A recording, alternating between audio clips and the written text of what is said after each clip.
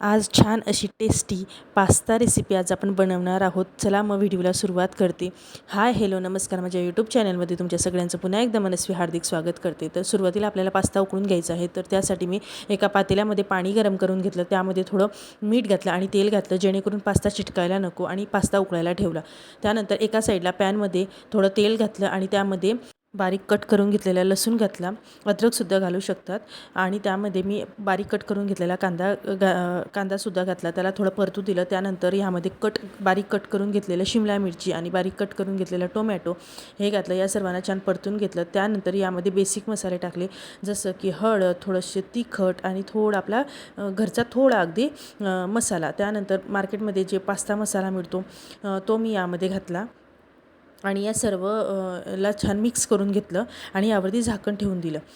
तोपर्यंत आपला पास्ता बघा छान उकळून झालेला आहे. त्याला एका चाळणीच्या भांड्यामध्ये काढलं आणि आपला मसाला हा बघा तयार झालेला आहे इकडे.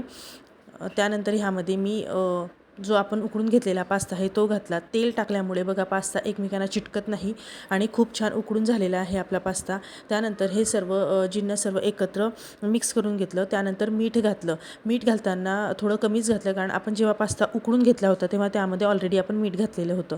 आता आपला पास्ता खाण्यासाठी तयार आहे. ह्यामध्ये मी कोथिंबीर कट करून घेतली आणि आपला पास्ता अगदी खाण्यासाठी तयार आहे. तर कशी वाटली तुम्हाला रेसिपी मला नक्की कळवा, आणि आवडल्या असल्यास नेहमीप्रमाणे लाईक, शेअर, सबस्क्राईब करायला विसरू नका. अगदी साधी सिंपल रेसिपी आहे.